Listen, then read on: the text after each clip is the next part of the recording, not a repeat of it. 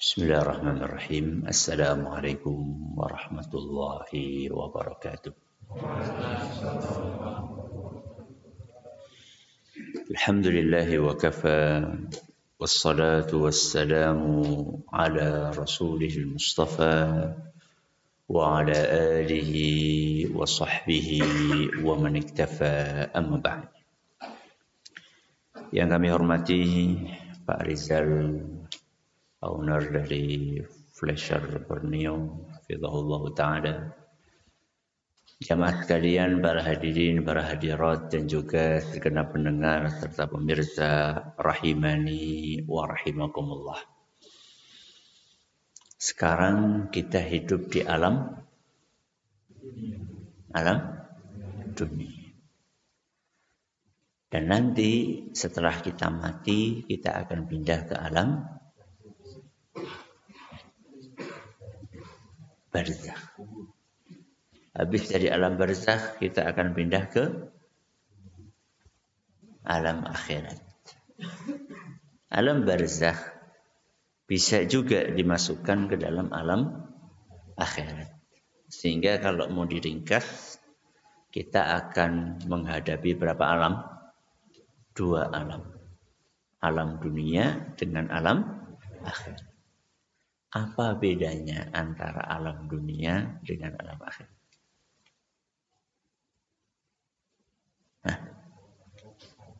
Bekar, bagus. Sementara. Oke, ada yang lain? Apa? Masya Allah. Berarti alam akhirat? Masya Allah. Ada yang lain? Tidak ada amal di akhirat. Bagus, Masya Allah. Betul. Dunia tempat beramal. Ya, berarti di akhirat? Tempat hisab. Masya Allah. Betul. Fal-yawma amalun bila hisab. Wa ghadan hisabun bila amal. Hari ini maksudnya apa? Saat kita di dunia, itu adalah waktunya beramal dan belum ada hisab. Belum ada apa? Hisab.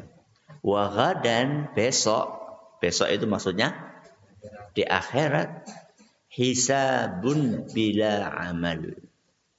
Waktunya hisab dan tidak ada waktu untuk beramal.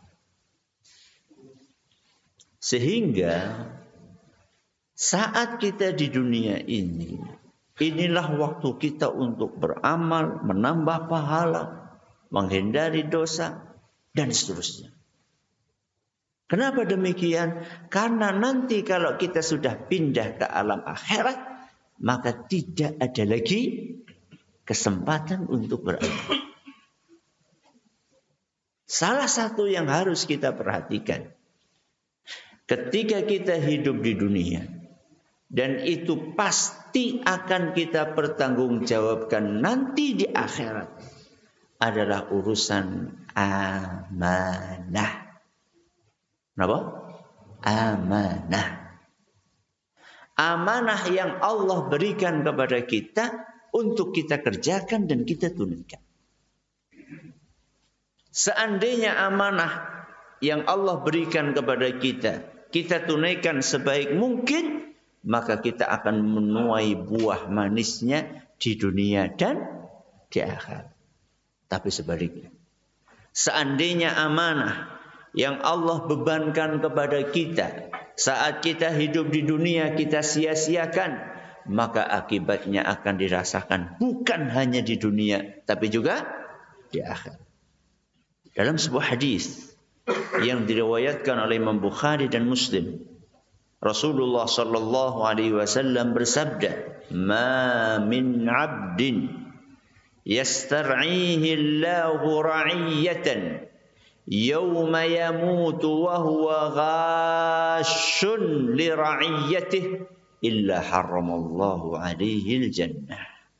Siapapun yang diberi amanah oleh Allah untuk mengurusi rakyat. Ngurusin apa? Rakyat. kemudian dia mengkhianati amanah tersebut dan mati. Saat dia masih berkhianat, maka Allah pasti mengharamkan surga untuknya. Maka Allah pasti mengharamkan surga untuknya. Kita ulangi ya.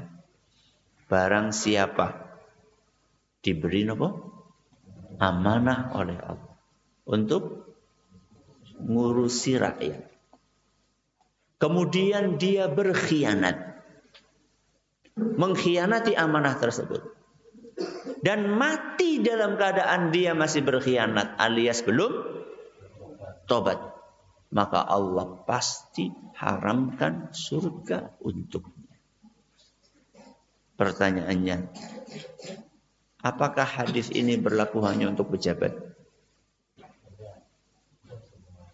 Alhamdulillah Ustaz, saya bukan lurah. Alhamdulillah Ustaz, saya bukan bupati. Alhamdulillah Ustaz, saya bukan gubernur.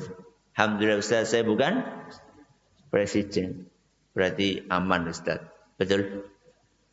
Betul? Tidak.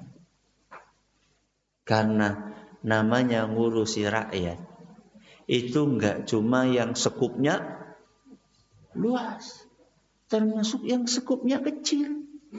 Nopo? Keluarga. Anak istri rakyat bukan? Hah? Rakyat bukan? Rakyatnya siapa? Rakyatnya kepala rumah tangga. Jadi jangan berpikir aman Ustaz, aman. Saya enggak dimaksud oleh hadis ini. Enggak. Makanya kata Nabi SAW, ma min abdin, siapapun. Kenapa? Siapapun. Jadi hadis ini bukan hanya tertuju kepada sinten? Pejabat, publik, enggak. Semua orang yang mendapatkan amanah, siapapun dia. Sehingga di dalam hadis lain yang diriwayatkan oleh Imam Bukhari dan Muslim juga, Nabi SAW menjabarkan lebih lanjut contoh-contoh orang-orang yang diberi amanah oleh Allah Azza wa Jalla.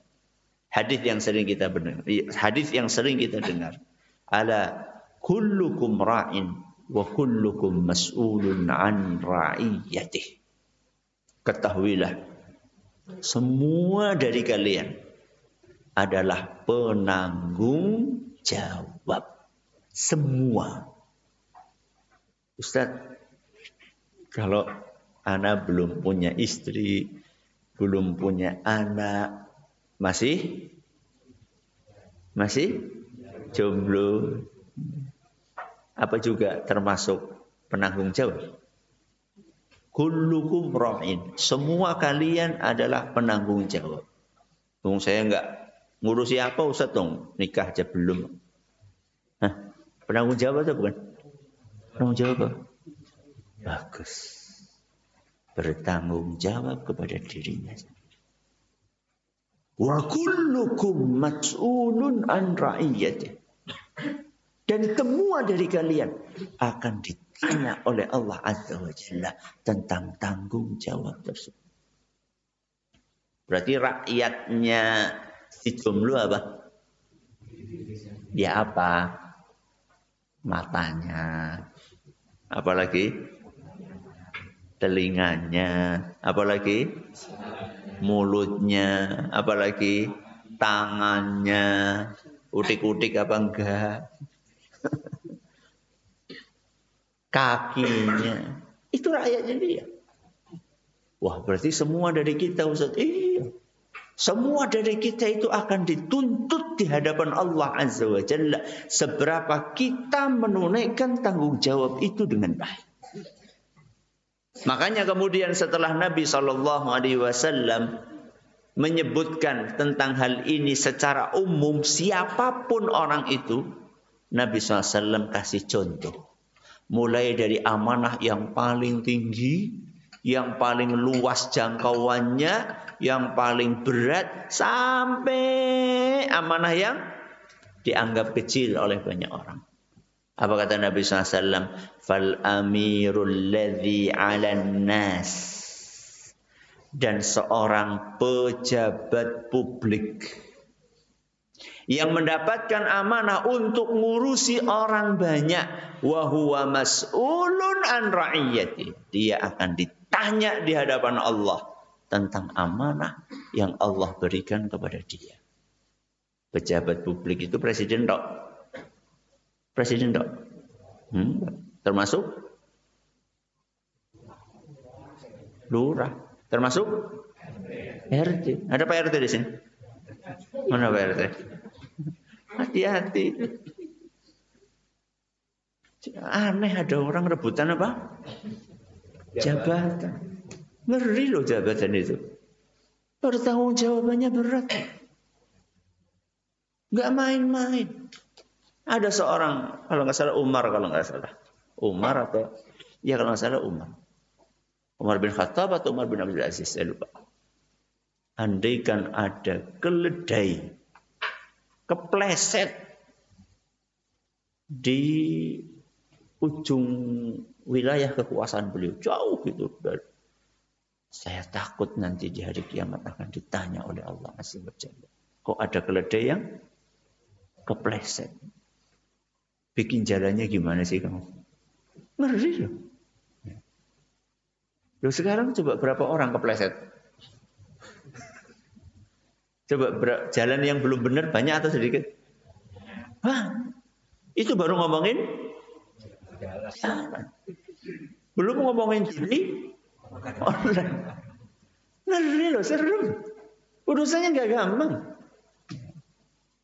Urusannya pejabat itu, tanggung jawabnya adalah bagaimana rakyatnya baik secara urusan duniawinya, dan yang lebih penting dari itu baik secara urusan akhiratnya, urusan ukhrawinya. Itu tanggung jawabnya. Islahud dunia wad din. Berusaha untuk memberikan yang terbaik buat rakyatnya dalam urusan agama dan urusan dunia. Itu berat. Dan itu semuanya akan dipertanggungjawabkan nanti di hadapan Allah Subhanahu wa ta'ala. Rakyatmu ada yang enggak sholat. Ngeri. Rakyatmu ada yang mabok. Rakyatmu ada yang judi. Rakyatmu ada yang berzina. Dan kenapa kamu enggak menutup lokalisasi? Kenapa bandar-bandarnya belum ditangkap sampai sekarang? Kenapa yang ditangkap yang kroco-kroco? Berat tanggung jawabnya nanti di hadapan Allah Subhanahu wa Ta'ala. Itu baru ngomongin urusan agama, urusan akhirat. Belum urusan dunia. Lah itu ada orang kelaparan, urusan dunia makan. Apalagi urusan dunia? Itu ada orang mati karena sakit dan nggak bisa mendapatkan obat kesehatan, urusan dunia. Itu ada orang mau belajar nggak bisa karena UKT-nya terlalu mahal. Itu tanggung jawab. Berat tanggung jawab tersebut. Itu ada rakyat yang nggak punya pekerjaan, nggak bisa nyari nafkah karena nggak ada lapangan pekerjaan. Sehingga menjadi pejabat publik itu bukan sesuatu yang seharusnya diperebutkan. Bukan sesuatu yang seharusnya dijadikan alat untuk sikutan, bukan memang sikut-sikutan. Apa? Tendang-tendangan. Ya. Maka yang pertama yang dikasih contoh oleh Nabi SAW, fal amiru, penguasa, pejabat publik, akan ditanya oleh Allah Azza wa Jalla nanti di hari kiamat. Selanjutnya Nabi SAW ngasih contoh yang kedua. Warrajulu ra'in ala ahli baitihi wa huwa mas'ulun an ra'iyatihi. Dan seorang bapak. Ada bapak di sini? Ya, semuanya. Ya. Wajah-wajah orang sudah berkeluarga. Warrajulu, dan bapak. Dia bertanggung jawab atas keluarganya. Siapa keluarganya? Anak-anak dan istri-istri. Ya. Atau anak-anak dan istri. Oh, anak dan istri. Memang wajahnya wajah satu-satu. Mirip kayak ngomong. Dan seorang bapak bertanggung jawab atas istri-istri dan anak-anak. Dan dia akan ditanya oleh Allah Azza wa Jalla nanti di hari kiamat. Bagaimana dia menunaikan amanah untuk istri dan anak. Sama tanggung jawabnya. Urusan dunia dan urusan akhirat sama. Punya istri dinafkahi atau tidak? Itu urusan apa? Dunia. Nafkah yang primer. Nomor nafkah yang primer. Makan. Minum. Pakaian. Tempat tinggal. Itu yang primer-primer. Sudah ditunaikan atau belum? Ada sebagian orang subhanallah. Na'udzubillah min dzalik. Fisiknya sehat, kuat. Yang suruh kerja dia apa? Istri. Dia ngapain? Mancing. Kalau di Purbalingga itu ada istilah ternak teri. Apa ternak teri? Nganter anak, nganter istri. Habis itu apa? Mancing. Kalau nggak mancing mainan apa? Dorong. Kalau nggak di rumah mainan HP. Subhanallah. Bapak yang bertanggung jawab itu kepala rumah tangga. Itu yang bertanggung jawab. Kecuali kalau dia memang sakit, itu lain masalah ya. Sakit berat, stroke, itu lain cerita.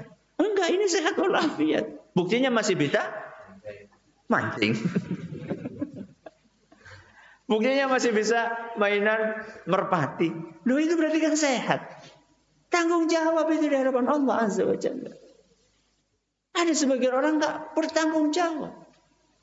Itu secara dunia. Apalagi yang berkeluarga, punya istri 2, 3, 4. Tanggung jawabnya lebih berat. Yang diperhatikan cuma Mahmud terus.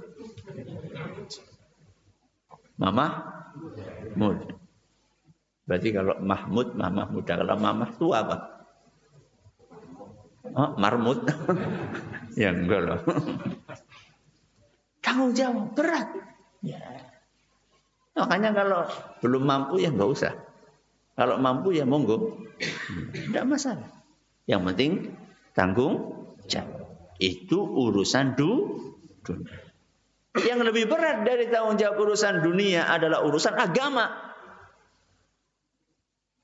Anak belum sholat sampai lebih dari 10 tahun. Itu tanggung jawab kita nanti di hadapan Allah Subhanahu wa ta'ala. Bapak-bapak yang punya anak umurnya sudah lebih dari berapa? 10 tahun. Kok belum sholat? Tanggung jawabnya nanti di hadapan Allah. Sudah diajak atau belum? Lain cerita kalau misalnya kita sudah maksimal di dalam menunaikan kewajiban. Ngajari anak sholat, didik anak sholat, ngajak anak sholat, mengingatkan anak sholat. Itu lain cerita. Kalau kita sudah menunaikan. Kok anak ini belum dapat hidayah? Yang penting kita sudah maksimal. Seperti Nabi Sinten.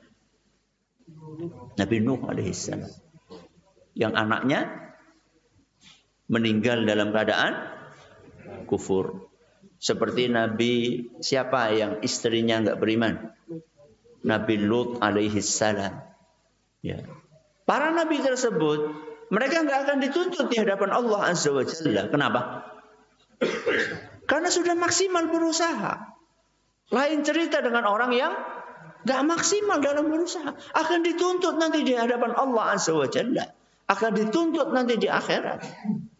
Anakmu sudah sekian tahun, bahkan sudah 17 tahun, kok belum sholat? Kamu sudah ingatkan atau belum? Itu baru urusan sholat, belum urusan akidah. Anakmu belum tahu akidah yang benar, sudah dididik atau belum? Itu semuanya akan kita pertanggungjawabkan di hadapan Allah. Anakmu setiap hari dolanan HP terus. Main game terus. Main PS terus. Waktunya habis untuk hal yang tidak bermanfaat. Sudah kamu ingatkan atau belum? Sudah Ustaz. Berapa kali? Sekali. Enggak cukup. Terus menerus. Coba jenengan bayangkan ya ketika Rasul SAW nyuruh kita, kepala rumah tangga, untuk mengingatkan anak sholat. Ngajak anak sholat. Itu dari umur berapa tahun? 7 sampai 10. 7, 9, 10. 7, 9, 10. Berarti berapa tahun? 3 tahun. Berapa kali itu berarti? Sehari 5 kali. Setahun 360 hari. Kali 3. Berapa? Mana guru matematika? 3? Banyak. Ribuan. Bismillah. Berapa? Ribuan kali.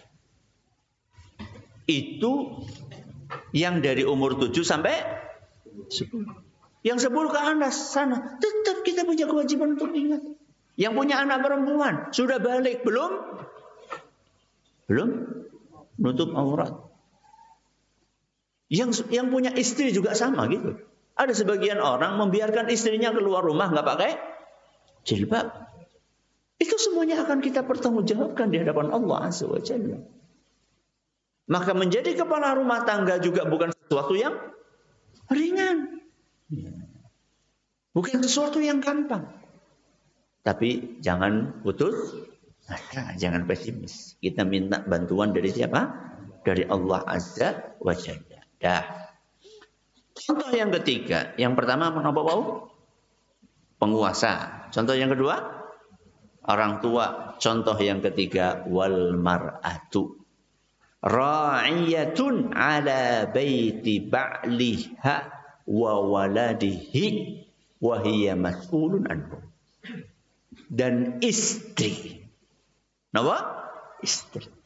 Juga bertanggung jawab atas siapa? Anak-anak. Jadi ketika suami keluar dari rumah, maka tanggung jawab istri adalah mengurusi anak-anaknya.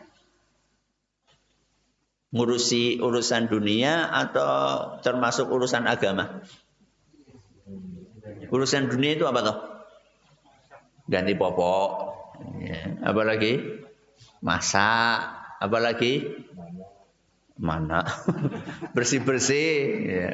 Bersih-bersih rumah, itu urusan dunia. Urusan akhirat, ngajari anak baca Quran, menemani anak belajar, ya. Ngingatkan sholat, bersih-bersih rumah, itu urusan dunia. Itu semuanya adalah tanggung jawab seorang istri. Hingga secara khusus Nabi kita Muhammad sallallahu alaihi wasallam menyebutkan istri. Karena memang rumah tangga itu nggak mungkin kalau istrinya tidak aktif. Saya tanya sama jenengan, ketika jenengan pulang kerja, rumah masih berantakan, enak? Jawab, enak enggak? Enak. Buka tudung saji, adanya piring kosong. Enak? Enggak.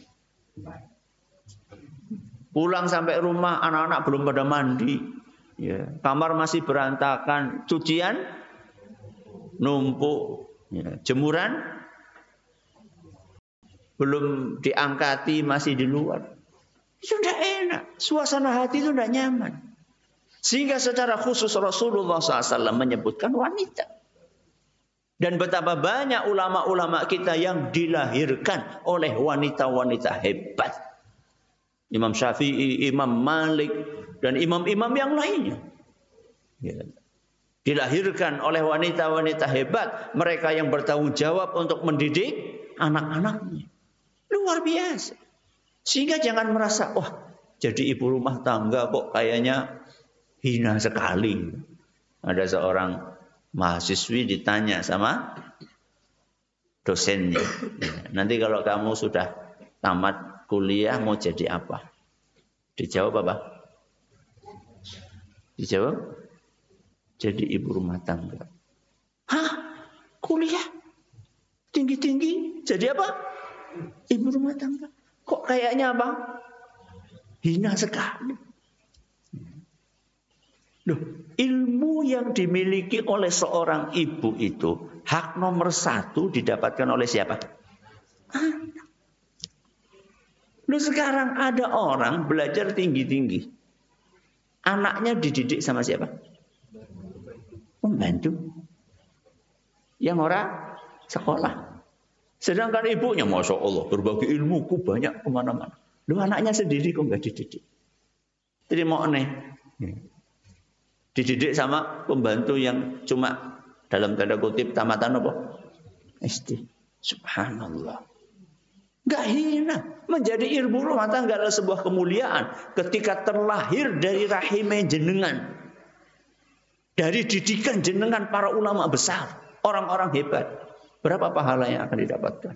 Kayak Imam Malik, kayak Imam Syafi'i. Kira-kira ibunya dapat pahala atau tidak? Loh, mereka yang didik kok. Masa nggak dapat?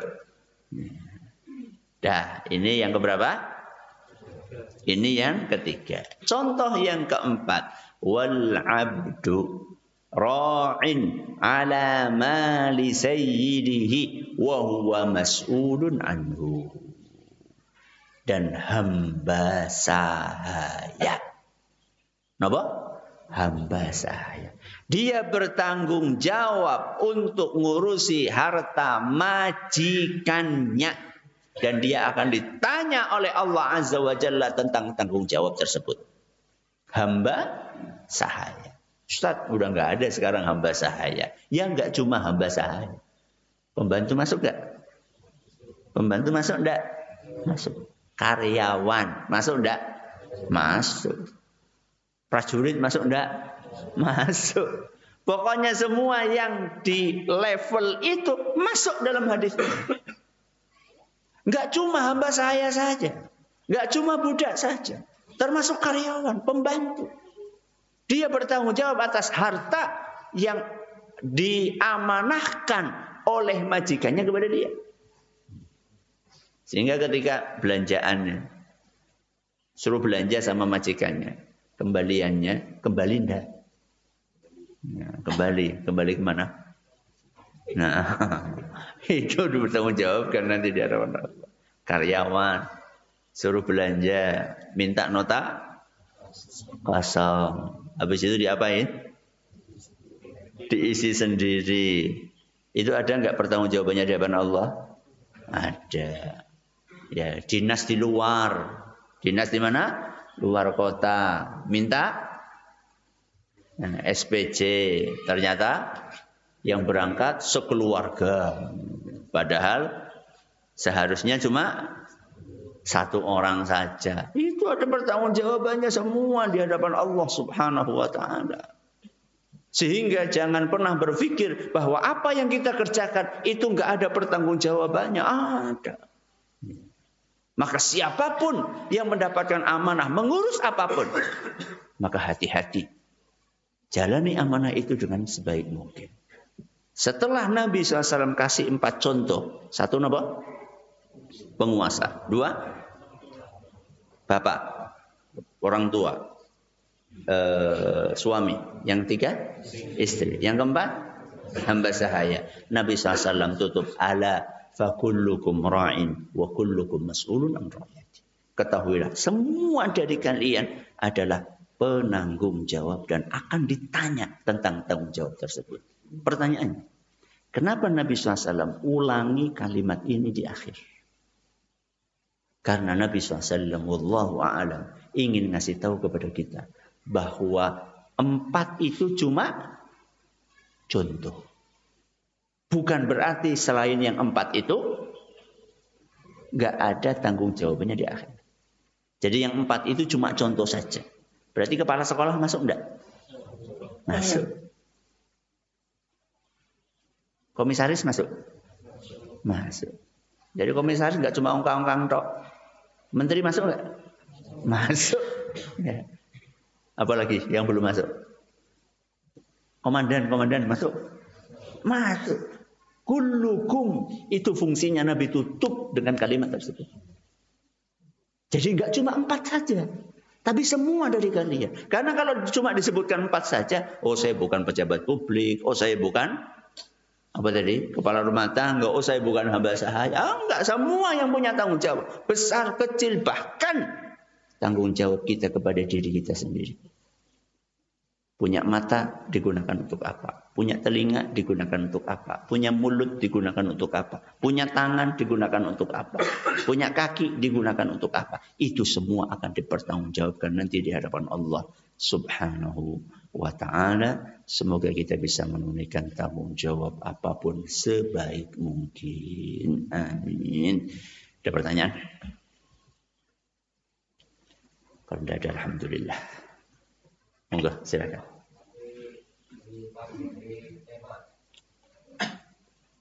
Monggo. Waalaikumsalam.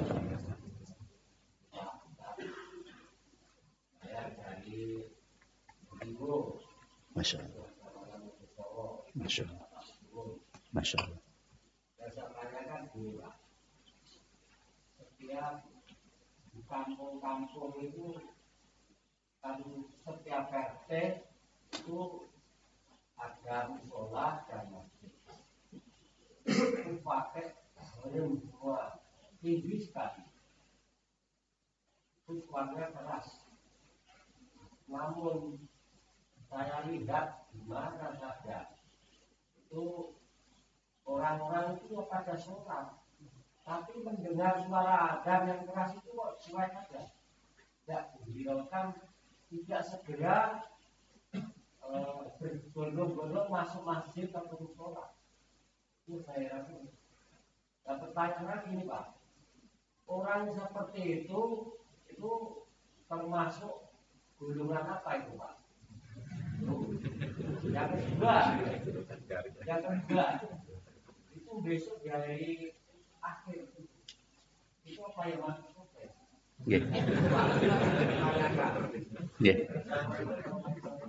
Waalaikumsalam. Terima kasih atas pertanyaan. Yang pertama, itu golongan apa itu? Golongan Islam. Kan sholat. Kenapa kok mereka tidak ke masjid? Ada beberapa kemungkinan. Kemungkinan yang pertama, karena mereka pikir berangkat ke masjid tidak wajib. Karena mereka pikir sholat berjamaah di masjid hukumnya apa? Tidak wajib. Loh, apa ada orang berpendapat seperti itu? Ada. Mereka berpendapat pergi ke masjid hukumnya sunnah. Itu kemungkinan yang pertama. Walaupun pendapat yang lebih kuat itu adalah pendapat yang mengatakan hukumnya apa? Wajib. Tapi memang ada ulama berpendapat seperti itu. Ya. Yang kedua, kemungkinannya karena sedang M. Sedang apa? M. Kenapa M? Males. Sedang males. Ya. Kalau sedang males gimana Ustaz sikap kita? Ya menasihati. Menasihati mereka, memotivasi mereka, terutama keluarga kita sendiri. Sehingga semua itu diawali dari diri kita dan keluarga kita. Jadi misal masing-masing dari kita berangkat ke masjid, berikut dengan keluarga kita, anak kita. Maka insya Allah lama-lama masjid itu akan ramai. Ya. Makanya kalau kita pengen meramaikan masjid, dimulai dari diri sendiri dan keluarga kita. Jangan tahu ya, saya di kampung, awal-awal datang merintis pondok di kampung itu. Yang sholat di masjid itu cuma satu orang. Kerja borongan betul. Yo adzan, yo qomat, yo imam, yo makmum, borongan tenan. Iya. Sekali ada yo kesebelasan. Ya, kesebelasan. Ya, cuma 2 orang. Dan itu bertahun-tahun, Pak. Bertahun-tahun. Jadi nggak cuma sebulan, 2 bulan, bertahun-tahun, bertahan. Yo adzan, yo qomat, yo ngimami, yo salat jadi makmum, sudah bismillah. Tapi alhamdulillah, setelah sekian belas tahun, ramai. Alhamdulillah. Jadi harus ada yang mau merintis. Ya. Itu masjid pas awal datang itu, ya Allah, kotor. Azan itu cuma terdengar di waktu maghrib tok. Maghrib tok. Iya. Duhur jangan pernah, jangan harap dengar apa? Tidak ada orang sholat itu. Makanya begitu awal datang gitu kan, ya azan duhur pada opo ini. Sekarang Mbak, sahut menyahut. Sahut menyahut. Di semua masjid, musola terdengar azan. Alhamdulillah. Ya. Tayyib. Ini pertanyaan yang pertama. Pertanyaan yang kedua, mereka masuk surga atau tidak Ustaz? Selama mereka muslim, akan masuk surga. Selama mereka apa? Muslim.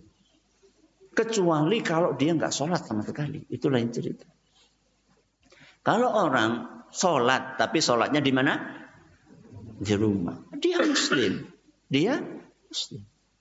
Yang tidak muslim itu kalau dia nggak sholat sama sekali. Belas di rumah, enggak di masjid apalagi. Itu baru bukan muslim. Selama dia masih sholat, walaupun sholatnya di rumah, dia masih muslim. Cuman apakah akan masuk surga langsung? Yo, nanti akan ditimbang sama Allah Azza wa Jalla. Antara dosa sama nopo? Pahalanya lebih berat mana? Ya. Faman thaqulat mawazinuhu fahuwa fi isyatir radiyah. Barang siapa yang amal solehnya timbangannya lebih berat daripada dosa-dosanya, maka dia akan masuk ke dalam kehidupan yang sangat diridhoi. Maksudnya masuk ke mana? Surga. Berarti kebalikannya nopo? Wa amma man khaffat mawazinuhu fa ummuhu hawiyah. Begitu ditimbang ternyata lebih berat apanya? Dosa-dosanya. Fa ummuhu hawiyah. Maka kembalinya ke dalam hawiyah. Wa ma adraka ma hiya. Tahukah kalian apa itu hawiyah? Narun hamiyah. Masuk ke neraka. Begitu ditimbang-timbang antara dosa dan pahalanya lebih berat dosanya, maka masuk neraka. Tapi apakah masuk neraka akan seterusnya? Tergantung dia muslim atau bukan. Kalau dia muslim, maka ada saatnya dosanya sudah bersih, akan dikeluarin dan masukin ke surga. Tapi kalau dia kafir, maka khalidina fiha. Innal ladzina kafaru min ahlil kitabi wal musyrikina fi nari jahannam khalidina fiha. Orang-orang kafir dari kalangan ahlul kitab maupun orang-orang musyrik, maka mereka akan masuk ke dalam neraka khalidina fiha, kekal selama-lamanya. Itu kalau orang kafir. Kalau orang Islam akan masuk surga. Ya, akan masuk surga. Tapi bukan berarti gampangin ya. Lo enggak apa-apa masuk neraka, ntar juga masuk surga. Enggak apa-apa? Apa-apa. Oh enggak apa-apa. Neraka tuh panas banget tuh. Mungkin kita kena lilin aja enggak kuat kok. Lilin. Coba jenengan nyalain lilin terus tangannya diapain? Dideketin. Kuat. Lilin itu enggak ada apa-apa. Neraka itu 70 kali lipat panasnya api dunia. Kalau jenengan pernah melihat api biru itu, yang katanya panas banget itu nggak ada apa-apanya. Apalagi lilin. Itu masih 70 kali lipat lagi. Nauzubillah min dzalik. Nggak akan kuat kita. Makanya jangan, nggak apa-apa. Paling cuma sehari. Sehari itu sama dengan 1000 tahun. 1000 tahun, bayangkan. Ngeri banget. Makanya jangan gampangin. Jangan nggak gampang. Ya, monggo silakan. Nggih. Masya Allah, Masya Allah. Nggih. meskipun prosentasenya dibandingkan jumlah pesantren yang ada di Indonesia kecil, tapi setidaknya itu berefek pada pandangan orang awam terhadap pondok pesantren. Bagaimana mengupayakan sinergi yang baik antara orang tua dengan pondok, karena terkadang ada orang tua yang cuek, tidak aktif dalam memantau anaknya di pondok, atau sebaliknya pondok yang tidak mau mendengar masukan dari orang tua dan tidak mau melakukan aktivitasnya. Kemudian kami sebagai orang tua sepenuhnya menyadari bahwa justru tanggung jawab terberat pendidikan anak adalah ada di pundak orang tua. Maka kami tidak menganggap pondok itu sebagai pemberi. Nah, itu bagaimana sinerginya. Jadi kadang kami sebagai orang tua sedang aktif memantau, tapi pihak pondok tidak mau mendengarkan atau meningkatkan kualitasnya. Ya. Bagaimana sikap kita? Ketika kita berusaha untuk memberikan masukan kepada pesantren, ternyata pesantren nggak mau mendengar masukan kita dan tidak meningkatkan kualitas. Bagaimana sikap kita? Pertama, kita harus mengedepankan husnudzon. Apa? Husnudzon. Apa husnudzon? Berbaik sangka, berprasangka baik. Jadi jenengan kalau pernah terjun di dunia pesantren, jenengan akan tahu betapa kompleksnya pesantren. Ya. Mulai dari pendidikan anak sampai ngurusi kamar mandi. Ya. Keran yang bocor, kamar mandi yang bocor, embernya. Itu dari hal yang tetek, pengek, kecil-kecil itu sampai diurus. Jadi ketika suatu saat kita merasa sudah memberikan masukan ke pesantren, kok kurang direspon, kedepankan husnudzon. Mungkin saja di pesantren itu ada hal-hal yang sedang diprioritaskan. Sehingga masukan dari kita mungkin masih dicatat dulu, masih ditampung. Maka apa yang mesti kita lakukan? Kita ingatkan lagi. Karena bisa jadi kayak WA lah ya. WA itu pernah nggak jenengan dapat WA terus ketumpuk, akhirnya nggak sempat kebuka. Pernah? Sering. Saya pernah jawab WA sebulan yang lalu. Baru ketahuan ada WA masuk. Jadi masalah di pesantren itu kompleks. Kadang-kadang mau menyelesaikan masalah ini datang masalah baru. Mau menyelesaikan ini datang masalah baru. Banyak banget yang diurus. Dan ketahuilah, satu anak masalahnya kadang-kadang nggak cuma satu. Padahal ada berapa anak? Ada ratusan anak. Ya. Jadi yang pertama kedepankan apa? Husnudzan. Yang kedua, tadi sudah saya katakan, diulangi lagi. Dan jangan bosan mengulangi masukan. Saya ngasih masukan ke pondok tempat anak saya. Itu setiap datang saya kasih masukan. Sampai kemarin terakhir saya kasih masukan lagi. Yuk sabar. Dan dengan berbagai cara. Dan ketika ngasih masukan, jangan sambil marah. Kenapa Ustaz? Ya orang lagi udah capek-capek dimarah-marahi gimana? Jengkel. Nanti psikologisnya akan terganggu. Kalau psikologisnya terganggu, nanti yang kena siapa? Satu. Makanya juga caranya yang baik. Ya, caranya yang baik. Itu yang kedua. Jadi yang pertama apa? Husnudzon. Yang kedua, sabar untuk mengulang-ulang masukan. Dan yang ketiga, caranya harus dengan yang baik. Begitu menyikapinya. Dan monggo silakan. Assalamualaikum. Waalaikumsalam warahmatullahi wabarakatuh. Monggo. Penerapan ayat selamatkanlah dirimu dan keluargamu dari api neraka. Kemudian sebelum dapat ilmu tuh menikah dengan istri kafir. Kemudian anak-anaknya mempunyai keturunan dan tidak mengikuti agama bapaknya.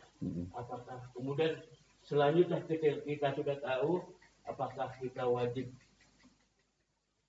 mentalak istri setelah kita berusaha untuk menasihati atau bagaimana? Ya. Makasih. Terima kasih atas pertanyaannya. Sebelum tahu ilmu agama, sebelum ngaji lah ya, nikah dengan wanita kafir. Dan anak-anaknya kemudian ikut agama ibu. Itu gimana, Ustaz? Pertama, wanita kafir yang dimaksud di sini itu apa? Kan kafir kan macam-macam. Coba antum perhatikan ayatnya. Innal ladzina kafaru min ahlil kitabi wal musyrikin. Coba kan? Allah sendiri juga membagi orang kafir, ada ahlul kitab, ada musyrik. Ya, musyrik berarti non muslim. Musyrik berarti non ahlul kitab. Ahlul kitab itu siapa? Yahudi sama Nasrani. Jadi banyak ulama kita itu mengatakan seorang laki-laki muslim boleh menikah dengan wanita ahlul kitab. Boleh nikah dengan apa? Wanita ahlul kitab. Wanita ahlul kitab tadi siapa? Yahudi sama Nasrani. Ayatnya ada. Ayatnya ada. Oke.